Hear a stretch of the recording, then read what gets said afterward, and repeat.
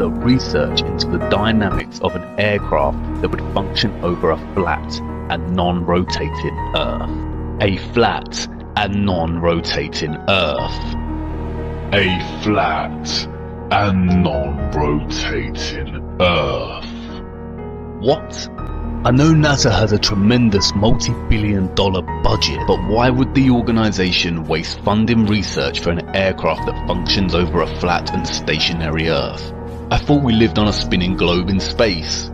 Is this not like Toyota designing a new car that drives through lava? It would never be used and would be a tremendous waste of money. This is all fun and games until you really start to ponder NASA's lies. Why would the biggest space organization, whose vision statement on their website claims that it is their goal to discover and expand knowledge for the benefit of humanity, lie?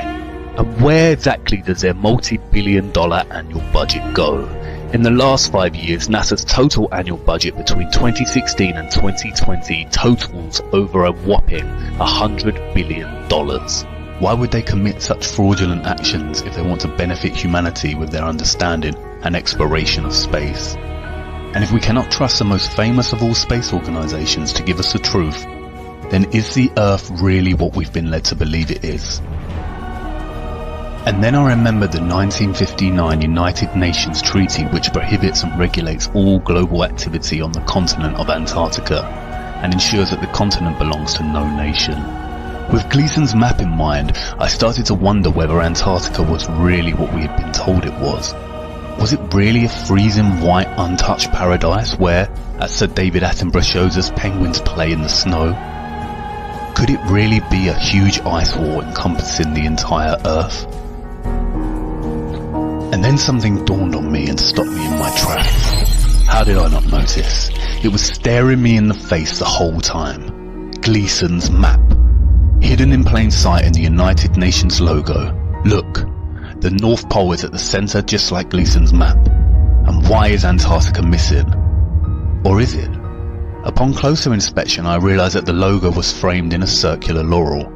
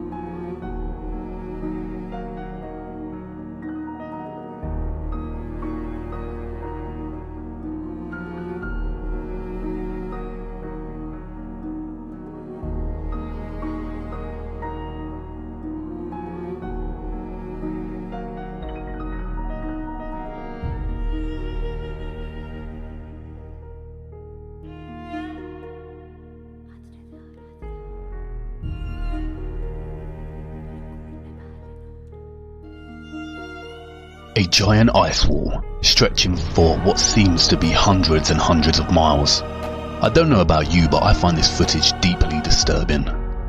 With NASA's lies in mind and that great ice wall looming in the distance, I began to experience what some call cognitive dissonance. I went into denial. I know from ancient Greek mythology that the laurel leaf came to symbolize Apollo. Apollo again, just like the moon missions. In ancient Rome, the laurel was not permitted for profane uses, and lighting it at the fires of the altar was strictly forbidden. And I knew from the treaty that the UN had strictly forbidden Antarctica from being explored and exploited. Was there a message in this? I started digging, and then I realized that not only did the United Nations have this logo, but also the International Maritime Organization, the International Civil Aviation Organization, and the World Health Organization. The Maritime Organization polices the seas, and the Aviation Organization polices the skies.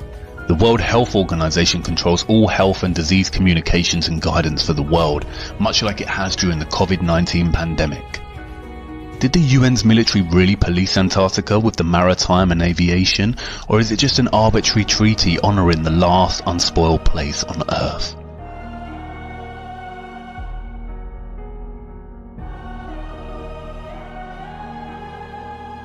What do you know about Antarctica? There's been an archaeological dig there for decades.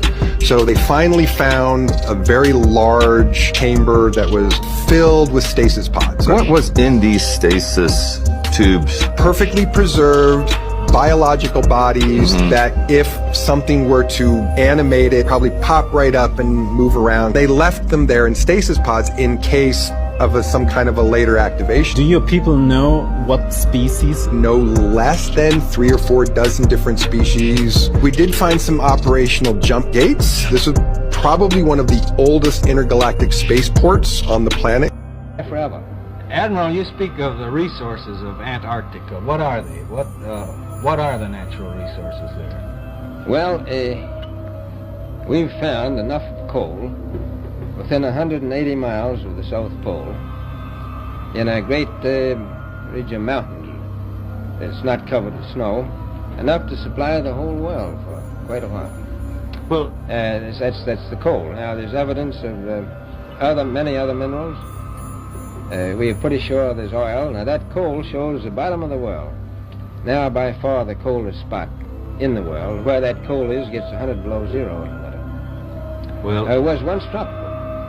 So we think there's oil there, and there's evidence, probably uranium there. Is it any secret? Is there uranium there? That would be the only thing that would be practical to actually go after, I suppose. Everything else would be economically unfeasible, wouldn't it? Well, as we recklessly expend our resources, the time will come when we'll have to go after that stuff down there.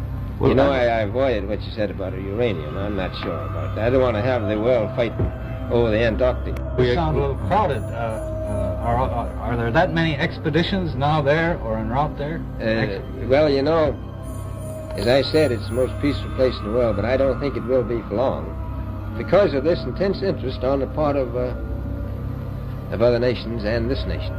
Well, Admiral Byrd, are private expeditions a thing of the past? Is expedition and exploration, making expedition and exploration now purely a government function because of the tremendous cost? No, I don't think so.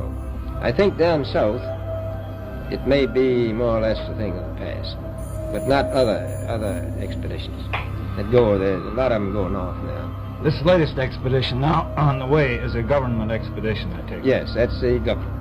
Well, Byrd, may I ask you, is there a great difference between the top of the world and the bottom of the world? There is. Now, the North Pole is the center of an ocean 10,000 feet deep. The South Pole, the center of a plateau, 10,000 feet high.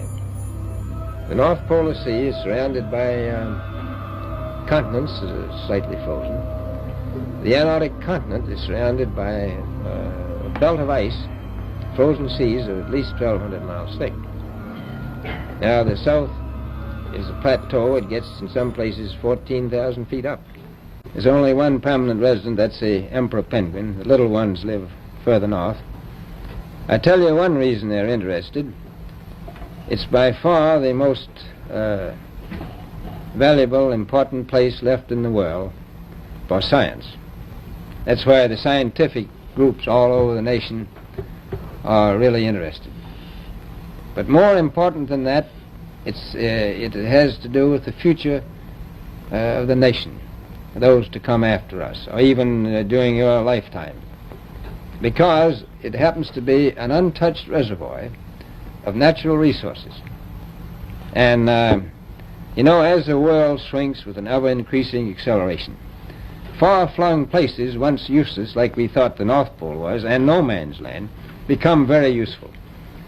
The bottom of the world will be important, not only to us, but to our allies. Does it